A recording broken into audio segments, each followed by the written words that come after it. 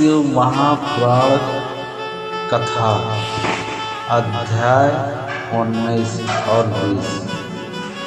सूत जी बोलते हैं, महर्षियों, पार्थिव लिंगों की पूजा कोटि कोटि यज्ञों का फल प्रदान करने वाली है।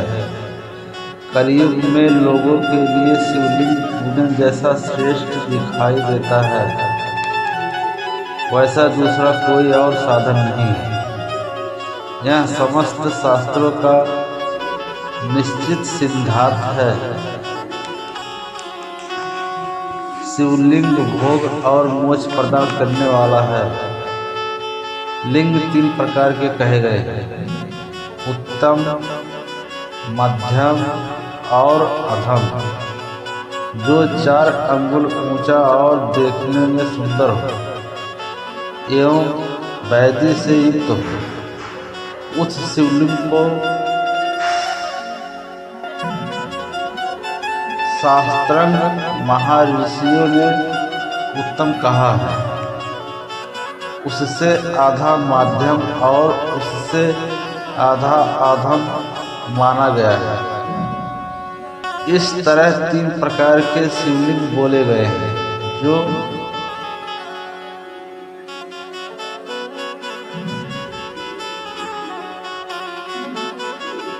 उत्तरोत्तर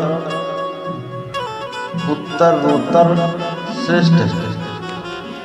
ब्राह्मण, क्षत्रिय, वैश्य, शूद्र अथवा विलोम शंकर कोई भी क्यों न हो, वह अपने अधिकार के अनुसार वैदिक अथवा तांत्रिक मंत्र से सदा आदर पूर्वक शिवलिंग की पूजा करे। ब्राह्मणों, महर्षियों, अधिक कहने से क्या लाभ। शिवलिंग का पूजन करने में स्त्रियों का तथा अन्य सब लोगों का भी अधिकार है। दूजों के लिए वैदिक पद्धति से ही शिवलिंग की पूजा करना श्रेष्ठ है, परंतु अन्य लोगों के लिए वैदिक मार्ग से पूजा करने की सम्मत नहीं है। वेदंग,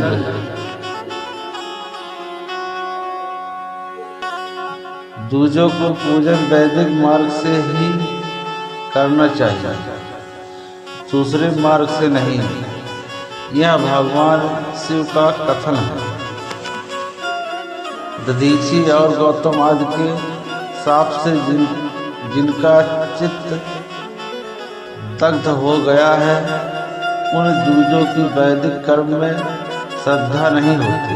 जो मनुष्य वेदों तथा स्मृतियों में कहे हुए सत्कर्मों की अवहेलना करके दूसरे कर्म में लगता है, उसका मनोरथ कभी सफल नहीं होता। इस प्रकार विधि पूर्वक भगवान शंकर का नेवदांत पूजन करके उनकी त्रिभुवनमयी 8 मूर्तियों का भी वहीं पूजन करें। पृथ्वी, जल, अग्नि, वायु, आकाश, सूर्य, चंद्रमा तथा यजमान, ये भगवान शंकर की 8 मूर्तियां बोली गई हैं।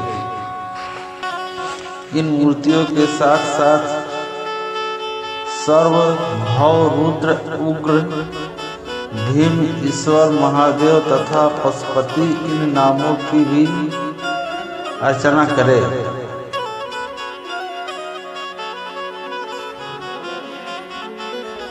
तदंतर चंदन, अक्षत एवं बेलपत्र लेकर वहां ईशान आदि के क्रम से भगवान शिव के परिवार का उत्तम भक्ति भाव से पूजन करे। ईशान नंदी, चंड, महाकाल, भृगि, वृष, स्कंद,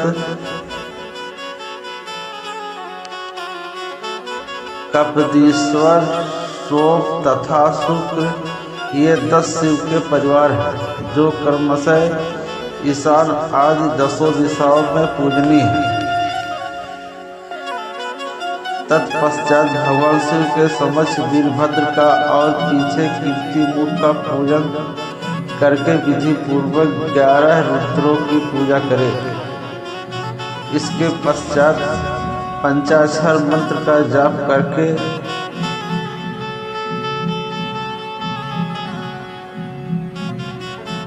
शतरुद्री स्तोत्र का, नाना प्रकार की स्तुतियों का तथा शिव पंचांग का पाठ करे। तत्पश्चात परिक्रमा और नमस्कार करके शिवलिंग का विसर्जन करे। इस प्रकार मैंने शिव पूजन की संपूर्ण विधियां आदर पूर्वक वर्णन किया है। रात्रि में देव कार्य को सदा उत्तराभिमुख होकर ही करना चाहिए, जहाँ शिवलिंग स्थापित हो। उससे पूर्व दिशा का आश्रय लेकर बैठना या खड़ा नहीं होना चाहिए, क्योंकि वह दिशा भगवान शिव के आगे अथवा सामने पड़ती है। इष्ट देव का सामना रोकना ठीक नहीं।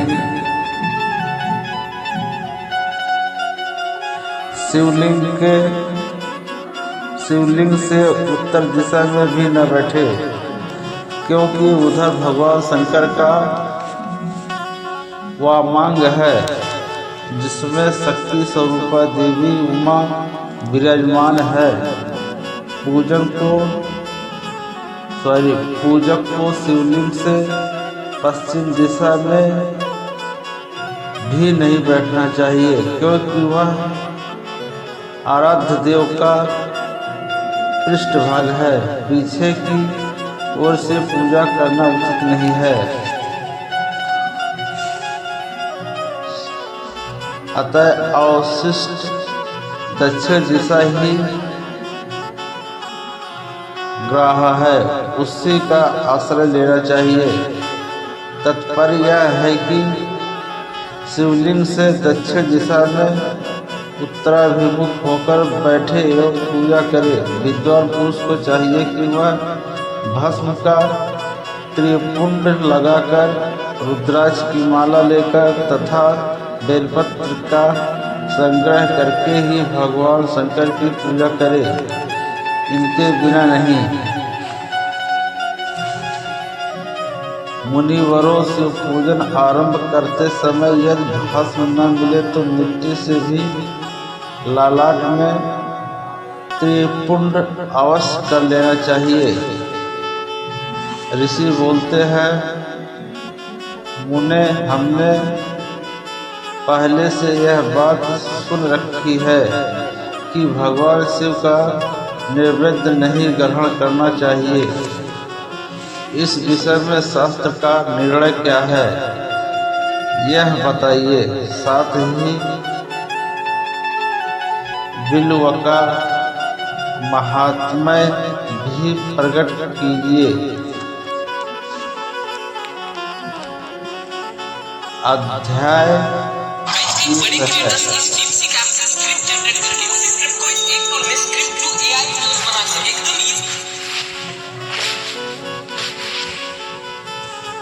अध्याय 20 में सूत जी बोलते हैं, मुनियों आप शिव संबंधी व्रत का पालन करने वाले हैं, अतः आप सबको सत्य से धन्यवाद है। मैं प्रसन्नता पूर्वक सब कुछ बताता हूँ, आप सावधानी से सुने। जो भगवान शिव का भक्त है, बाहर भीतर से पवित्र और शुद्ध है, उत्तम व्रत का पालन करने वाला तथा हर निश्चय से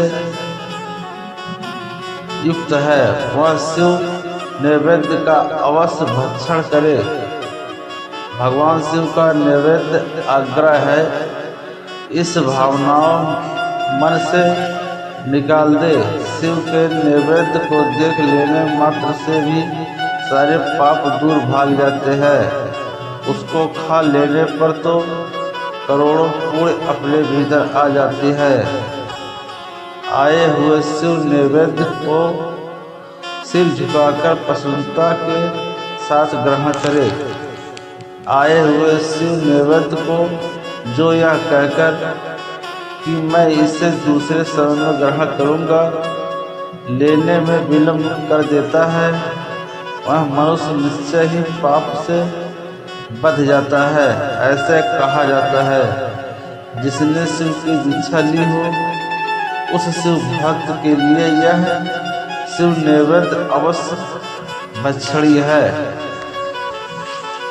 शिव की दिशा से युक्त शिव भक्त पुरुष के लिए सभी शिवलिंगों का नैवेद्य शुभ एवं महाप्रसाद है, अतः वह उसका अवश्य भक्षण करे। किंतु जो अन्य देवताओं की दीक्षा से युक्त है और शिव भक्ति में भी मन को लगाए हुए है, उनके लिए शिव नैवेद्य भक्षण के विषय में क्या निर्णय है, इसे आप लोग प्रेम पूर्वक सुने। ब्राह्मणों, जहाँ से सालग्राम शिला की उत्पत्ति होती है वहाँ के उत्पन्न लिंग में रस लिंग, पारद लिंग में पाषाण रजत तथा स्वर्ण से निर्मित लिंग में देवताओं तथा सिद्धों द्वारा प्रतिष्ठित लिंग में केसर निर्मित लिंग में स्फटिक लिंग में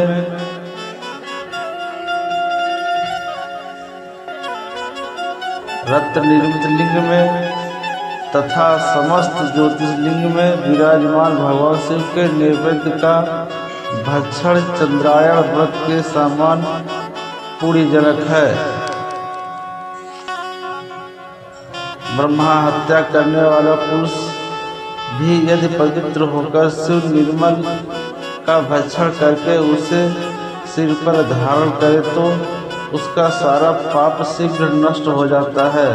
पर जहाँ चंड का अधिकार है वहाँ जो शिव निर्मल हो उसे साधारण मनुष्यों को नहीं सेवन करना चाहिए। जहाँ चंड का अधिकार नहीं है वहाँ के शिव निर्माल्य का सभी को भक्ति पूर्वक भोजन करना चाहिए। बाणलिंग, नर्मदेश्वर, लोह निर्मित स्वर्ण आदि धातुमय लिंग, सिद्धलिंग, जिन लोगों की उपासना से किसी ने सिद्धि प्राप्त की है अथवा जो सिद्धों द्वारा स्थापित है, वे लिंग स्वयं भूलिंग। इन सभी भी लिंगों में तथा शिव की प्रतिमाओं मूर्तियों में चंड का अधिकार नहीं है। जो मनुष्य शिवलिंग को विधि पूर्वक स्नान कराकर उस स्नान के जल का 3 बार आचमन करता है उसके कायिक, वाचिक और मानसिक तीनों प्रकार के पाप यहाँ शीघ्र नष्ट हो जाते हैं। जो शिव नैवेद्य पत्र, पुष्प, फल और जल आग्रह है वह सब भी सालग्राम शिला के स्पर्श से पवित्र ग्रहण के योग्य हो जाता है। मुनीश्वरों, शिवलिंग के ऊपर चढ़ा हुआ जो द्रव्य है वह आग्रह, जो वस्तु लिंग स्पर्श से रहित है, अर्थात जिस वस्तुओं को अलग रखकर शिव जी को निवेदित किया जाता है, लिंग के ऊपर चढ़ाया नहीं जाता, उसे अत्यंत पवित्र जानना चाहिए। मुनिवरों, इस प्रकार नैवेद्य के विषय में शास्त्र का निर्णय बताया गया है। अब तुम लोग बिल्व का महात्म्य सुनो। यह बिल्व वृक्ष महादेव का ही रूप है। देवताओं ने भी इसकी स्तुति की। फिर जिस किसी तरह से इसकी महिमा कैसे जानी जा सकती है। तीनों लोगों में जितने पूर्ण तीर्थ प्रसिद्ध है, वे संपूर्ण तीर्थ बिल्व के मूल भाग में निवास करते हैं। जो पुण्यात्मा मनुष्य बिल्व के मूल में लिंग स्वरूप अविनाशी महादेव जी का पूजन करता है, वह निश्चय ही शिव पद को प्राप्त होता है। जय भोलेनाथ। जो बिल्व की जड़ के पास जल से अपने मस्तक को सींचता है, वह संपूर्ण तीर्थों का स्नान का फल प्राप्त कर लेता है और वहीं इस भूतल पर पावन माना जाता है। इस बिल्व की जड़ के परम उत्तम थाले को जल से भरा हुआ देखकर महादेव जी की पूर्णतया संतुष्ट होते हैं। जो मनुष्य गंध पुष्प आदि से बिल्व के मूल भाग का पूजन करता है, वह शिवलोक को पाता है और इस लोक में भी उसकी सुख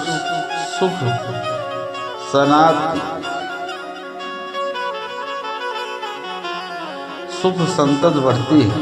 जो बिल्व की जड़ के समीप आदर पूर्वक दिवाली जलाकर रखता है, वह तत्व ज्ञान से संपन्न हो भगवान महेश्वर में मिल जाता है। जो बिल्व की शाखा धाम कर हाथ से उसके नए नए पल्लव उतारता और उनसे उस बिल्व की पूजा करता है। बिल्व एक पौधा है, वह सब पापों से मुक्त हो जाता है।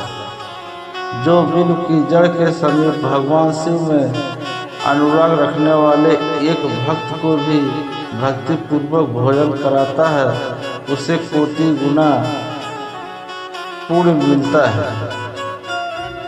जो बिल्व की जड़ के पास शिव भक्त को खीर एवं घृत से युक्त अन्न देता है, वह कभी दरिद्र नहीं होता है। ब्राह्मणों, इस प्रकार मैंने सांगोपांग शिवलिंग पूजन का वर्णन किया। यह परिवर्ती मार्गी तथा निर्वक्त मार्गी पूजकों के भेद से दो प्रकार का होता है। परिवर्ती मार्गी लोगों के लिए पीठ पूजा इस भूतल पर संपूर्ण अभिष्ट वस्तुओं को देने वाली होती है। परिवर्त पुरुष सुपात्र गुरु आदि के द्वारा ही सारी पूजा संपन्न करे और अभिषेक के अंत में अघानी के चावल से बना हुआ नैवेद्य निवेदन करे। पूजा के अंत में शिवलिंग को शुद्ध संपुट में विराजमान करके घर के भीतर कहीं अलग रखें। जय भोलेनाथ। अगला कथा सुनने के लिए कमेंट करें।